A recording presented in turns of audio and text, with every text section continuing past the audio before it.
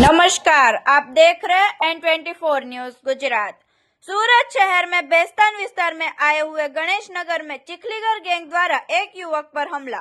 समग्र घटना सीसीटीवी कैमरे में कैद। युवक को सिर के भाग पर गंभीर ईजा पहुंची। सूरत शहर में चोरी, लूट, हत्या, हमले की घटना सामने आ रही है। युवक द्वारा चिखलीगर गैंग के सामने स्थानिक पुलिस में शिकायत की गई।